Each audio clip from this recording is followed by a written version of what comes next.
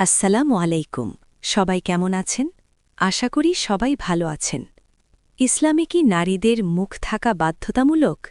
ইসলামে নারীদের মুখ থাকার কোনো বিধান নেই। কোরআনে পর্দা সংক্রান্ত বিধানসমূহ সুস্পষ্টভাবে উল্লিখিত আছে এবং পর্দার নির্ধারিত সীমারেখার কম বা বেশি পর্দা করা মানে সীমালঙ্ঘন। কেননা দিন নিয়ে বাড়াবাড়ি নিষিদ্ধ। সূরা আন-নিসা ১৭১, সূরা আল মায়েদা ৭৭।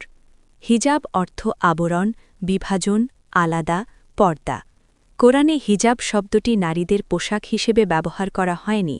সূরা নূরের ৩১ নম্বর আয়াতে আল্লাহ মুমিন নারীদেরকে সাধারণত প্রকাশ্যমান অঙ্গসমূহ ছাড়া গোপন সৌন্দর্য প্রদর্শন করতে নিষেধ করেন এবং বক্ষদেশ ওড়না দ্বারা ঢেকে রাখতে বলেন।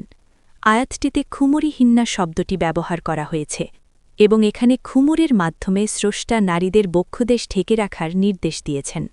খুমুরিহিন্না শব্দটি খুমার শব্দ থেকে এসেছে, বহুবচন খিমার, যার অর্থ শার্ট, শল, ব্লাউজ বা যে কোনো আবরণ। খেয়াল করুন, এই আয়াতে মুখ বা চুল নয়, বরং বুক ঢেকে রাখার কথা বলা হয়েছে। সূরা আহজাবের ৫৯ নম্বর আয়াতে রাসূলকে বলা হয়েছে তিনি যেন তার স্ত্রী ও কন্যা এবং বিশ্বাসী নারীদেরকে বলেন তারা যেন তাদের জালাবিবের কিয়দ অংশ দিয়ে নিজেদের জুয়ুব বা বক্ষদেশ ঢেকে নেয়, এতে তাদেরকে চেনা সহজ হবে, ফলে তাদেরকে উত্ত্যক্ত করা হবে না। এখানে ব্যবহৃত জালাবিব শব্দটি জিলবাবের বহুবচন, যার অর্থ হল শার্ট, চাদর, ওড়না বা আলখেল্লা। জালাবিব শব্দ দ্বারা যদি মুখমণ্ডল ঢেকে রাখা বুঝাত, তবে মহাজ্ঞানী আল্লাহ সেই শব্দ ব্যবহার করতেন, কারণ তিনি কোরআনের নির্দেশগুলোকে সুস্পষ্ট, মুবিন, মুহুকাম বলেছেন। উল্লিখিত আয়াতে মুখ, ওয়াজহু, উজাহ, কুবাল, মাথা, রাস বা চুল, শাআরের কোনো উল্লেখ নেই।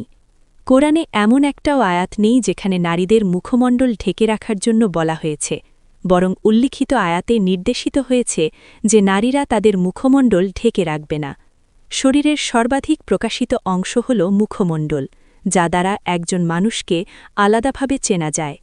কান ও চোখ সামান্যতম ঢেকে রাখা হলে দেখা ও শোনার কাজ বাধাগ্রস্ত হয়। মুখ আবৃত থাকলে খাওয়া ও পান করাও সম্ভব নয়।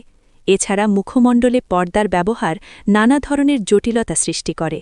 অনেক মাদক ব্যবসায়ী, দেহ ব্যবসায়ী, প্রতারক চক্রসহ বিভিন্ন নারীদেরকে দেখা যায় পর্দা করে সহজে এসব অপকর্ম করে। মানুষের সৃষ্টি করা বিকৃত পর্দা প্রথা এসব অপরাধগুলোকে সহজ করে দিচ্ছে, কিন্তু দয়াশীল সৃষ্টিকর্তা দিনে কোনো জটিলতা রাখেননি। সূরা আল হাজ ৭৭। প্রকৃতপক্ষে কোরআনে উল্লিখিত পর্দার আয়াতগুলো দ্বারা মুখমণ্ডল ঢেকে পর্দা করা আল্লাহর বিধানের সুস্পষ্ট লঙ্ঘন। তবে ধুলাবালি, রোগজীবাণু থেকে বাঁচার জন্য বা আত্মপরিচয় গোপন করার জন্য ঢাকলে সেটা ভিন্ন কথা। আল্লাহর রাসূলের যুগেও নারীরা তাদের মুখমণ্ডল খোলা রেখে সকল কাজে অংশগ্রহণ করতেন। নবীজি বলেন, মেয়েরা বড় হলে চেহারা ও হাত ছাড়া আর কিছু দেখানো উচিত নয়। আবু দাউদ ৪০৯২। এখনও হজের সময় নারীদের মুখমণ্ডল খোলা রাখা বাধ্যতামূলক। তাছাড়া যদি নারীর শরীর আপাদমস্তক আবৃত রাখা বাধ্যতামূলকই হতো, তবে বিশ্বাসী পুরুষদের দৃষ্টি সংযত ও নত রাখার নির্দেশ সূরা নূর ৩০ দেওয়ার প্রয়োজন হতো না। আল্লাহ আমাদের সবাইকে সঠিকভাবে ইবাদাত করার তাওফিক দিন। ভিডিওটি ভালো লাগলে লাইক, কমেন্ট ও শেয়ার করতে ভুলবেন না। চ্যানেলটি সাবস্ক্রাইব করে আমাদের সাথেই থাকুন। তোমার কোনো প্রশ্ন থাকলে কমেন্টে জানাও। আল্লাহ আমাদের সবাইকে সঠিক ইলম দান করুন।